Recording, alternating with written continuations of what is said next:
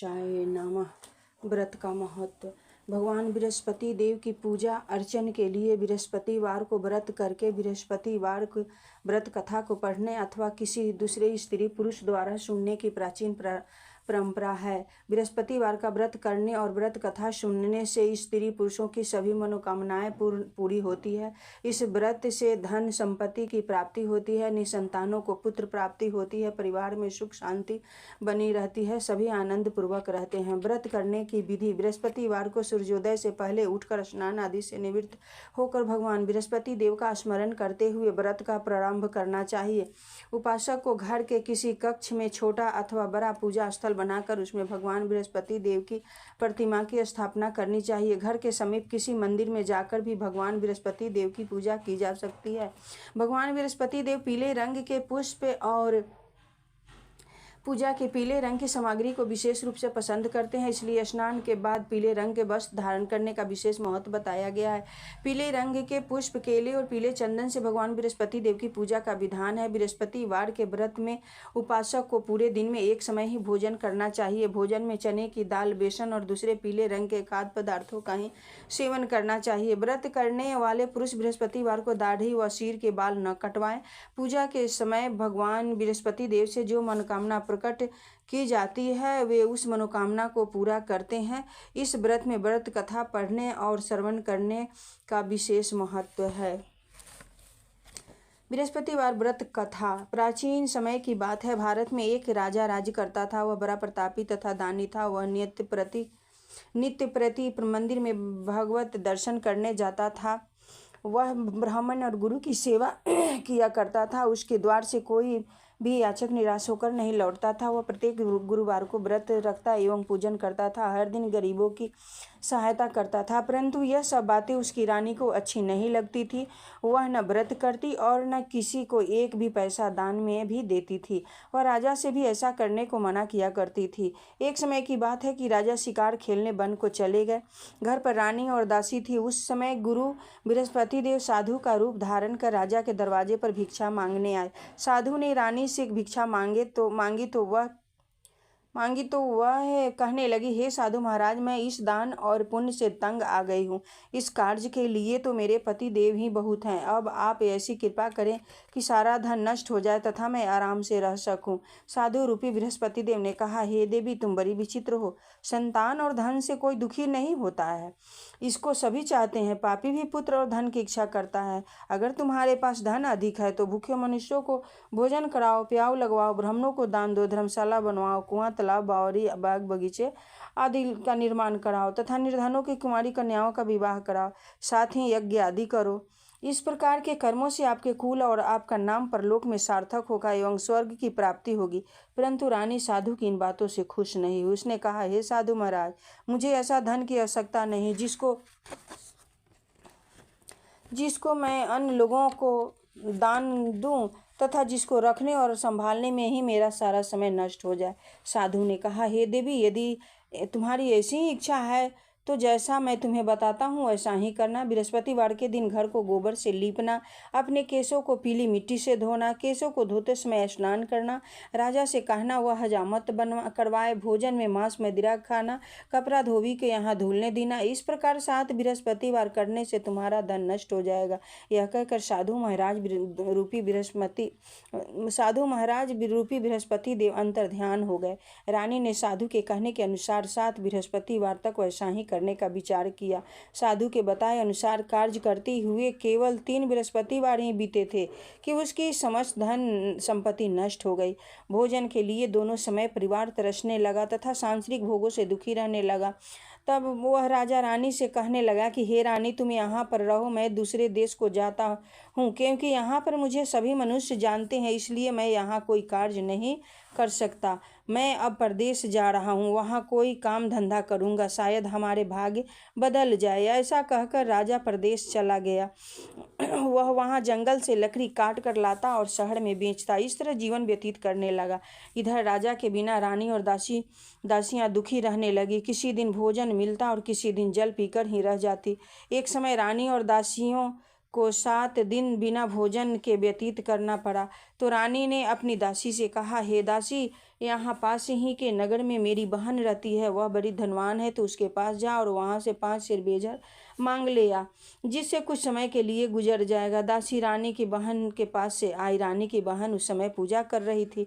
बृहस्पतिवार का दिन था। दासी ने रानी की बहन से कहा, हे रानी, मुझे आपकी बहन ने भेजा है, मुझे 5 सेर बेजर दे दो। दासी ने यह बात अनेक बार कही, परंतु रानी की बहन ने कोई उत्तर नहीं दिया, क्योंकि वह उस समय बृहस्पतिवार की कथा सुन रही थी। जब दासी को रानी की बहन से कोई उत्तर नहीं मिला तो वह बहुत दुखी हुई, उसे क्रोध भी आया। वह लौटकर रानी से बोली, हे रानी, आपकी बहन तो बहुत ही घमंडी है, वह छोटे लोगों से बात भी नहीं करती। मैंने उससे कहा तो उसने कोई उत्तर नहीं दिया, मैं वापस चली आई। रानी बोली, हे दासी, इसमें उसका कोई दोष नहीं है। जब बुरे दिन आते हैं तब कोई भी सहारा नहीं देता। अच्छे बुरे का पता विपत्ति में ही लगता है। जो ईश्वर की इच्छा होगी वही होगा। यह सब हमारे भाग्य का दोष है। उधर रानी की बहन ने सोचा कि मेरी बहन की दासी आई थी, परंतु मैं उससे नहीं बोला, इससे वह बहुत दुखी हुई होगी। अतः कथा सुन और विष्णु भगवान का पूजन समाप्त कर वह अपनी बहन के घर आई और कहने लगी, हे बहन, मैं बृहस्पतिवार का व्रत कर रही थी, तुम्हारी दासी हमारे घर गई थी, परंतु जब तक कथा होती है तब तक हम लोग न उठते हैं और न बोलते हैं, इसलिए मैं नहीं बोली। कहो दासी, क्यों गई थी? रानी बोली, बहन, हमारे घर अनाज नहीं था, वैसे तुमसे कोई बात छिपी नहीं है, इस कारण मैंने दासी को तुम्हारे पास 5 सेर बेजर लेने को भेजा था। रानी की बहन बोली, बहन देखो, बृहस्पति भगवान सबकी मनोकामना पूर्ण करते हैं, देखो शायद तुम्हारे घर में अनाज रखा हो। यह सुनकर दासी घर के अंदर गई तो वहाँ उसे एक घड़ा बेजर का भरा मिल गया। उसे बड़ी हैरानी हुई, क्योंकि उसने एक एक बर्तन देख लिया था। उसने बाहर आकर रानी को बताया। दासी अपनी रानी से कहने लगी, हे रानी, देखो, वैसे हमको जब अन्न नहीं मिलता तो हम रोज ही व्रत करते हैं। अगर इनसे व्रत की विधि और कथा पूछ ली जाए तो उसे हम भी किया करेंगे। दासी के कहने पर रानी ने अपनी बहन से बृहस्पतिवार व्रत के बारे में पूछा। उसकी बहन ने बताया, हे रानी बहन, बृहस्पतिवार को सूर्योदय से पूर्व उठकर स्नान करके बृहस्पति भगवान का व्रत करना चाहिए, लेकिन उस दिन सिर नहीं धोना चाहिए। बृहस्पतिवार के व्रत में चने की दाल और मुनक्का से विष्णु भगवान का केले के वृक्ष के जड़ में पूजन करें तथा दीपक जलावें। उस दिन एक ही समय भोजन करें, भोजन पीले खाद्य पदार्थ का करें तथा कथा सुने। इस प्रकार करने से गुरु भगवान प्रसन्न होते हैं, अन्न पुत्र धन देते हैं, मनोकामना पूर्ण करते हैं। व्रत और पूजन की विधि बताकर रानी की बहन अपने घर लौट आई। रानी और दासी दोनों ने निश्चय किया कि बृहस्पति देव भगवान का पूजन जरूर करेंगे। 7 दिन बाद जब बृहस्पतिवार आया तो उन्होंने व्रत रखा। घुड़सवार में जाकर चना और गुड़ बीन लाई तथा उसकी दाल से केले की जड़ तथा विष्णु भगवान का पूजन किया। अब भोजन पीला कहाँ से आए? दोनों बड़ी दुखी हुई और परंतु उन्होंने व्रत किया था, इस कारण बृहस्पति देव भगवान प्रसन्न थे। एक साधारण व्यक्ति के रूप में वे 2 थालों में सुंदर पीला भोजन लेकर आए और दासी को देकर बोले, हे दासी, यह भोजन तुम्हारे और रानी के लिए है, तुम दोनों करना। दासी भोजन पाकर बड़ी प्रसन्न हुई और रानी से बोली, रानी जी, भोजन कर लो। रानी को भोजन आने के बारे में कुछ पता नहीं था, इसलिए वह दासी से बोली, जा तू ही भोजन कर, क्योंकि तुम्हारी व्यर्थ में हंसी उड़ाती है। दासी बोली, एक व्यक्ति भोजन दे गया है। रानी कहने लगी, वह भोजन तेरे लिए ही दे गया होगा, तू ही भोजन कर। दासी ने कहा, वह व्यक्ति हम दोनों के लिए 2 थालों में भोजन दे गया है, इसलिए मैं और आप दोनों ही साथ साथ भोजन करेंगे। दोनों ने गुरु भगवान को नमस्कार कर भोजन प्रारंभ किया। उसके बाद से वे प्रत्येक बृहस्पतिवार को गुरु भगवान का व्रत और पूजन करने लगी। बृहस्पति भगवान की कृपा से उनके पास धन हो गया, परंतु रानी फिर पहले की तरह ही आलस करने लगी। तब दासी बोली, देखो रानी, तुम पहले भी इसी प्रकार आलस करती थी, तुम्हें धन के रखने में कष्ट होता था, इस कारण सभी धन नष्ट हो गया। अब गुरु भगवान की कृपा से धन मिला है तो फिर तुम्हें आलस्य होता है। बड़ी मुसीबतों के बाद हमने यह धन पाया है, इसलिए हमें दान पुण्य करना चाहिए। तुम भूखे मनुष्यों को भोजन कराओ, प्याऊ लगवाओ, ब्राह्मणों को दान दो, कुआं तालाब बावली आदि का निर्माण कराओ, मंदिर पाठशाला बनवा कर दान दो, कुंवारी कन्याओं का विवाह कराओ, धन को शुभ कार्यों में खर्च करो, जिससे तुम्हारे कुल का यश बढ़े तथा स्वर्ग को प्राप्ति हो और पितृ प्रसन्न हो। दासी की बात मानकर रानी ने इसी प्रकार के कर्म करने आरंभ किए, जिससे उनका काफ़ी यश फैलने लगा। एक दिन रानी और दासी आपस में विचार करने लगे कि न जाने राजा किस दशा में होंगे, उनकी कोई खोज खबर नहीं है। गुरु भगवान से उन्होंने प्रार्थना की और भगवान ने रात्रि में राजा को स्वप्न में कहा, हे राजा, उठ, तेरी रानी तुमको याद करती है, अब अपने देश को लौट जा। राजा प्रातःकाल उठकर जंगल से लकड़ियां काट कर लाने के लिए जंगल की ओर चल पड़ा। जंगल से गुजरते हुए वह सोचने लगा, रानी की गलती से उसे कितने दुख भोगने पड़े। राजपाट छोड़कर उसे जंगल में आकर रहना पड़ा। जंगल से लकड़ियां काटकर उन्हें बेचकर गुजारा करना पड़ा। उसी समय उस जंगल में बृहस्पति देव एक साधु का रूप धारण कर आए और राजा के पास आकर बोले, हे लकड़हारे, तुम इस सुनसान जंगल में किस चिंता में बैठे हो, मुझे बतलाओ। यह सुन राजा के नेत्रों में जल भर आया और साधु की वंदना कर बोला, हे प्रभु, आप सब कुछ जानने वाले हैं। इतना कहकर राजा ने साधु को अपनी संपूर्ण कहानी सुना दी। महात्मा दयालु होते हैं। वे राजा से बोले, हे राजा, तुम्हारी पत्नी ने बृहस्पति देव के प्रति अपराध किया था, जिसके कारण तुम्हारी यह दशा हुई। अब तुम किसी प्रकार की चिंता मत करो, भगवान तुम्हें पहले से अधिक धन देंगे। देखो, तुम्हारी पत्नी ने बृहस्पतिवार का व्रत करना प्रारंभ कर दिया है। अब तुम भी बृहस्पतिवार का व्रत करके चने की दाल व गुड़ जल के लोटे में डालकर केले का पूजन करो। फिर कथा कहो और सुनो। भगवान तुम्हारी सब मनोकामनाओं को पूर्ण करेंगे। साधु की प्रसन्न देखकर राजा बोला, हे प्रभु, मुझे लकड़ी बेचकर इतना पैसा भी नहीं बचता जिससे भोजन करने की उपरांत कुछ बचा सकूं। मैंने रात्रि में अपनी रानी को व्याकुल देखा है। मेरे पास कोई साधन नहीं जिससे समाचार जान सकूं। फिर मैं बृहस्पति देव की क्या कहानी कहूँ, मुझको तो कुछ भी मालूम नहीं है। साधु ने कहा, हे राजा, तुम किसी बात की चिंता मत करो। बृहस्पतिवार के दिन तुम रोजाना की तरह बृहस्पतिवार देव की पूजा का सामान भी आ जाएगा। बृहस्पतिवार की कथा इस प्रकार है। बृहस्पति देव की कथा। प्राचीन काल में एक बहुत ही निर्धन ब्राह्मण था। उसके कोई संतान नहीं थी। वह नित्य पूजा पाठ करता, परंतु उसकी स्त्री बहुत मलिनता के साथ रहती थी। वह न स्नान करती और न किसी देवता का पूजन करती। प्रातःकाल उठते ही सर्वप्रथम भोजन करती, बाद में कोई अन्य कार्य करती। ब्राह्मण देवता बहुत दुखी रहते थे। पत्नी को बहुत समझाते किंतु उसका कोई परिणाम न निकलता। भगवान की कृपा से ब्राह्मणों की स्त्री के कन्या उत्पन्न हुई। वह कन्या अपने पिता के घर में बड़ी होने लगी। वह बालिका प्रातः स्नान करके भगवान विष्णु का जप करती। वह बचपन से ही बृहस्पति देव का व्रत करने लगी। पूजा पाठ समाप्त कर स्कूल जाती तो अपनी मुट्ठी में जौ भर के ले जाती और पाठशाला जाने के मार्ग में डालती जाती। वही जौ स्वर्ण के हो जाते तो लौटते समय उनको बीनकर घर ले आती। एक दिन वह बालिका सूप में उन सोने के जवों को फटक कर साफ कर रही थी। तभी उसकी माँ ने देख लिया और कहा, हे बेटी, सोने के जवों को फटकने के लिए सोने का ही सूप होना चाहिए। दूसरे दिन गुरुवार था। इस प्रकार इस कन्या ने व्रत रखा और बृहस्पति देव से प्रार्थना करके कहा, हे प्रभु, यदि मैंने सच्चे मन से आपका पूजा की हो तो मुझे सोने का भी सूप दे दो। बृहस्पति देव ने उसकी प्रार्थना स्वीकार कर ली।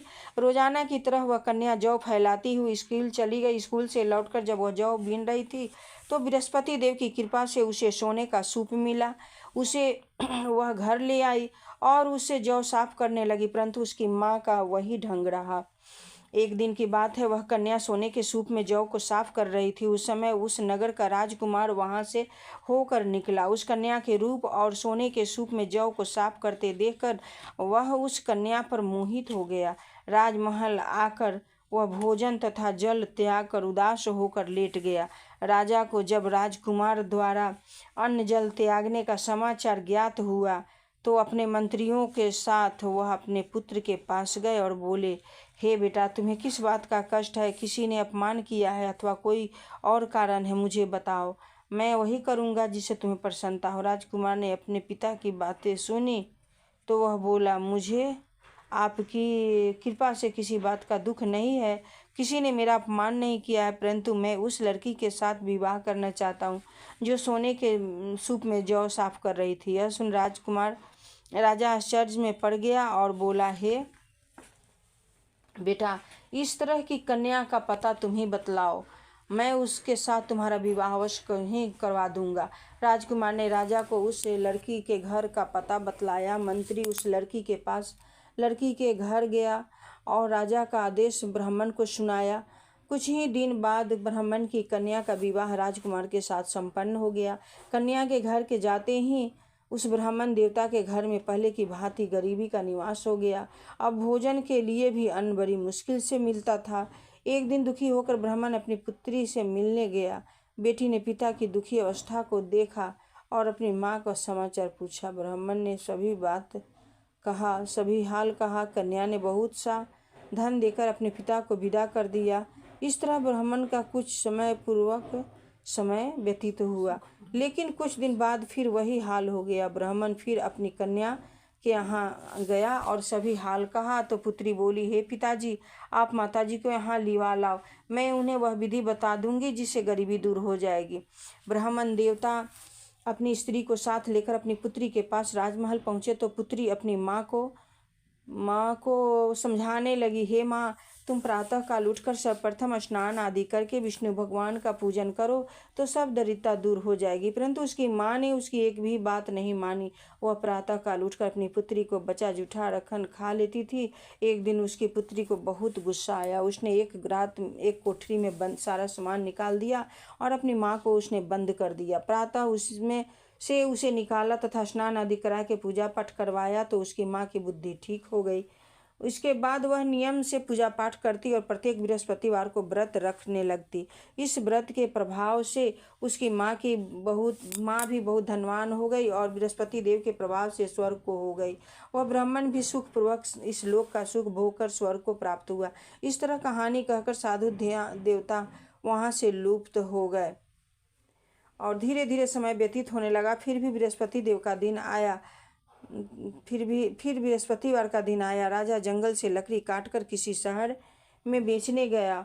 उसे उस दिन और दिनों से अधिक धन मिला। राजा ने चना गुड़ आदि लाकर बृहस्पतिवार का व्रत किया। उस दिन से उसके सभी क्लेश दूर हुए। परंतु जब अगला गुरुवार का दिन आया तो वह बृहस्पति भगवान का व्रत करना भूल गया। इस कारण बृहस्पति देव भगवान नाराज हो गए। उस दिन उस नगर के राजा ने विशाल यज्ञ का आयोजन किया तथा अपने समस्त राज्य में घोषणा कर दी थी कि कोई भी मनुष्य अपने घर में भोजन न करे, न अग्नि जलावे तथा आग भी न जलाए। समस्त लोग मेरे यहाँ भोजन करने आवे। इस आज्ञा को जो न मानेगा उसको फांसी की सजा दी जाएगी। राजा की आज्ञा अनुसार राजा के सभी वासी राजा के भोज में सम्मिलित हुए, लेकिन लकड़हारा कुछ देर से पहुँचा, इसलिए राजा उसको अपने साथ महल में लिवा गए। तब राजा लकड़हारे को भोजन करा रहे थे तो रानी की दृष्टि खूंटी पर पड़ी जिस पर उसका हार लटका हुआ था। उसे हार खूंटी पर लटका दिखाई नहीं दिया। रानी को निश्चय हो गया कि मेरा हार उसे इसी लकड़हारे ने चुरा लिया है। उसी समय सैनिक बुलाकर उसको जेल में डालवा दिया। जब लकड़हारा जेल खाने में गया तो बहुत दुखी होकर विचार करने लगा कि न जाने कौन से पूर्व जन्म के कर्म से मुझे यह दुख प्राप्त हुआ है। और उसी समय साधु को याद करने लगा जो जंगल में मिला था। तत्काल बृहस्पति देव साधु के रूप में प्रकट हो गए और उसकी दशा को देखकर कहने लगे, अरे मूर्ख, तूने बृहस्पति देवता की कथा नहीं कही, इस कारण तुझे दुख प्राप्त हुआ है। अब चिंता मत कर, बृहस्पतिवार के दिन जेलखाने के दरवाजे पर 4 पैसे मिलेंगे, उनसे तू बृहस्पति देव की पूजा करना। तो बृहस्पति देव की पूजा करना तो तेरे सभी कष्ट दूर हो जाएंगे। अगले बृहस्पतिवार उसे जेल के द्वार पर 4 पैसे मिले। राजा ने पूजा का सामान मंगवाकर कथा कही और प्रसाद बांटा। उसी रात्रि में बृहस्पति देव ने उस नगर के राजा को स्वप्न में कहा, हे राजा, तूने जिस आदमी को जेलखाने में बंद कर दिया है वह निर्दोष है, वह राजा, उसे छोड़ देना। रानी का हार उसी खूंटी पर लटका हुआ है। अगर तू ऐसा नहीं करेगा तो मैं तेरे राज को नष्ट कर दूंगा। राजा प्रातः काल उठा और खूंटी पर हार टंगा दिखाई दिया। लकड़हारे को बुलाकर क्षमा मांगी तथा राजा के योग्य सुंदर वस्त्र आभूषण भेंट कर उसे विदा किया। गुरुदेव की आज्ञा अनुसार राजा अपने नगर को चल दिया। राजा जब नगर के निकट पहुंचा तो उसे बड़ा ही आश्चर्य हुआ। नगर में पहले से अधिक बाग, तालाब और कुएं तथा बहुत सी धर्मशालाएं, मंदिर आदि बने हुए थे। राजा ने पूछा कि यह किसका बाग और धर्मशाला है। तब नगर के सब लोग कहने लगे कि यह सब रानी और दासी द्वारा बनवाए गए हैं। राजा को आश्चर्य हुआ और गुस्सा भी आया। जब रानी ने खबर सुनी कि राजा आ रहे हैं तो उसने अपनी दासी से कहा, हे दासी, देख, राजा हमको कितनी बुरा हालत में छोड़ कर गए थे।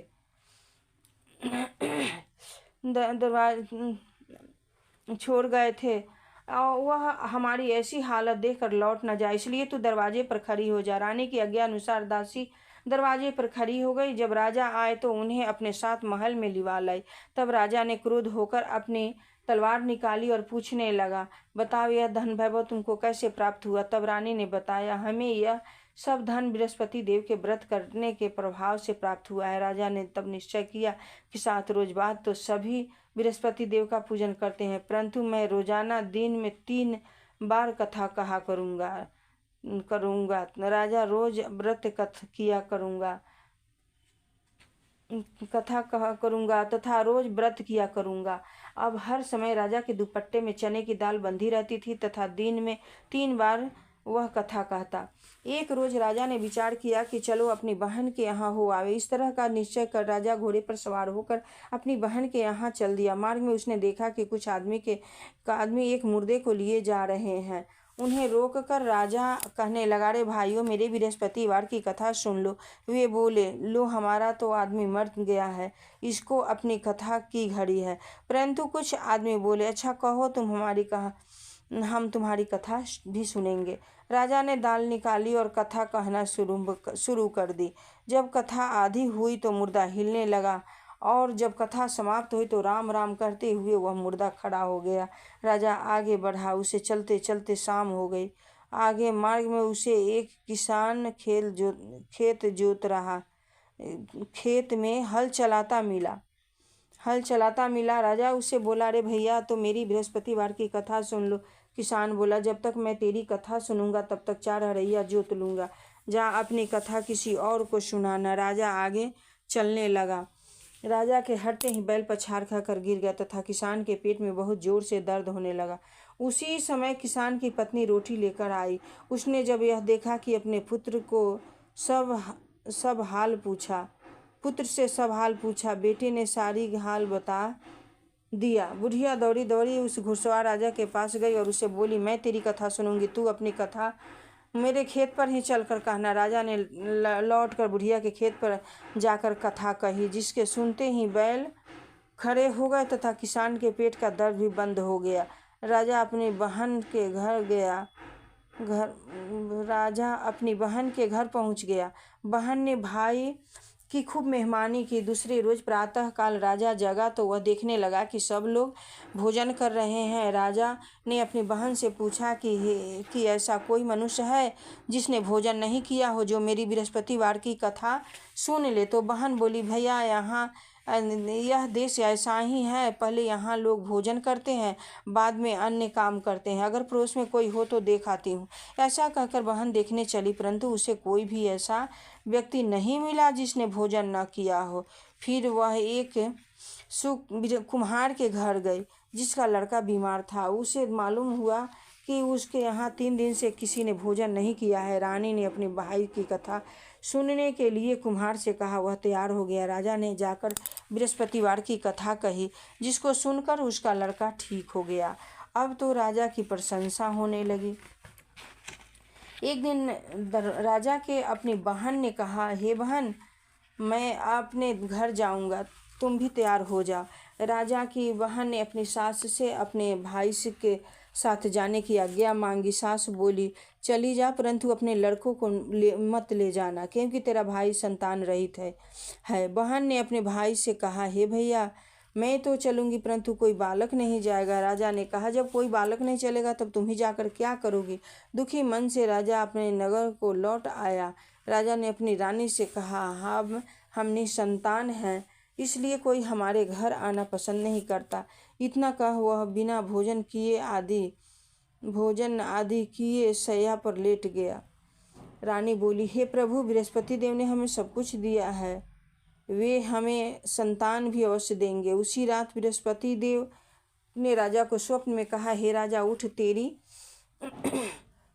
उठ, सभी सोच को त्याग दे, तेरी रानी गर्भवती है। राजा को यह जानकर बड़ी खुशी हुई। 9वें महीने रानी के गर्भ से एक सुंदर पुत्र पैदा हुआ। जब राजा की बहन ने यह शुभ समाचार सुना तो वह बहुत खुश हुई तथा बधाई लेकर अपने भाई के यहाँ आई। तभी रानी ने कहा, घोड़ा चढ़कर नहीं आई, गधा चढ़ के आई। राजा की बहन बोली, भाई मैं इस प्रकार न कहती तो तुम्हें औलाद कैसे मिलती। बृहस्पति देव ऐसा ही है, जिसके मन में जो कामनाएं रहती है सभी को पूर्ण करते हैं। जो सद्भावना पूर्वक बृहस्पतिवार का व्रत करता है एवं कथा सुनता अथवा सुनाता है और दूसरे को सुनाता है, बृहस्पति देव उसकी सभी मनोकामनाएं पूर्ण करते हैं। बृहस्पति देव उसकी सदैव रक्षा करते हैं। जो संसार में सद्भावना व सच्चे हृदय से बृहस्पति देव की पूजन करते हैं, उनकी सभी मनोकामनाएं उसी प्रकार पूर्ण होती है। जैसे रानी और राजा ने बृहस्पति देव की कथा का गुणगान किया। उनकी सभी इच्छाएं बृहस्पति देव ने पूर्ण की। मनुष्य को हृदय से उनका मनन करते हुए जयकार करना चाहिए। प्रेम से बोलिए विष्णु भगवान की जय। प्रेम से बोलिए विष्णु भगवान की जय। प्रेम से बोलिए विष्णु भगवान की जय। इति बृहस्पतिवार व्रत कथा समाप्त।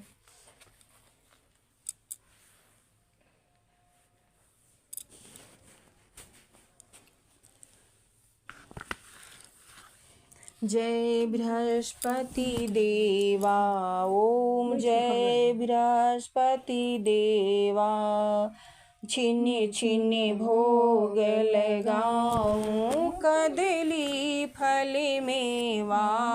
ओम जय बृहस्पति देवा, ओम जय बृहस्पति देवा। तुम्हें पूर्ण परमात्मा, तुम्हें अंतर्यामी स्वामी, तुम्हें अंतर्यामी। जगत पिता जगदीश्वर, तुम्हें सबके स्वामी। ओम जय बृहस्पति देवा। चरे नामित निज निर्मल, सबे पातक हरता स्वामी, सबे पातक हरता।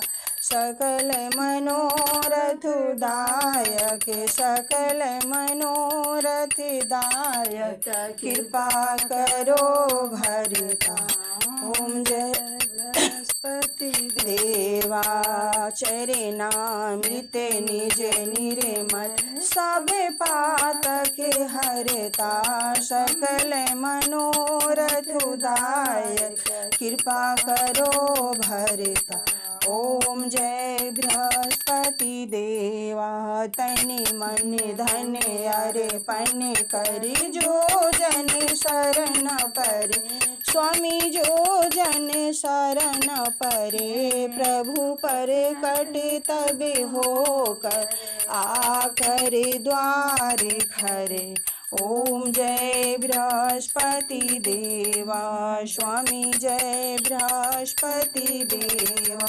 दीन दयाल दयानिधि, भक्तन हितकारी स्वामी, भक्तन हितकारी। पाप दोष सब हरता, भव बंधन हारी। ओम जय बृहस्पति देवा। स्वामी जय बृहस्पति देवा। सकल मनोरथ दायक, सबे संशय तारी स्वामी, सबे संशय तारी। विषय विकार मिटाओ, संतन सुखकारी। ओम जय बृहस्पति देवा। जो कोई पति देवा, जो कोई आरती तेरी प्रेम सहित गावे, स्वामी प्रेम सहित गावे। बोलो ज्येष्ठानंद आनंद कर सो निश्चय फल पावै। ओम जय बृहस्पति देवा, ओम जय बृहस्पति देवा। प्रेम से बोलिए विष्णु भगवान की जय, प्रेम से बोलिए विष्णु भगवान की जय, प्रेम से बोलिए विष्णु भगवान की जय, प्रेम से बोलिए लक्ष्मी माँ की जय, प्रेम से बोलिए लक्ष्मी माँ की जय।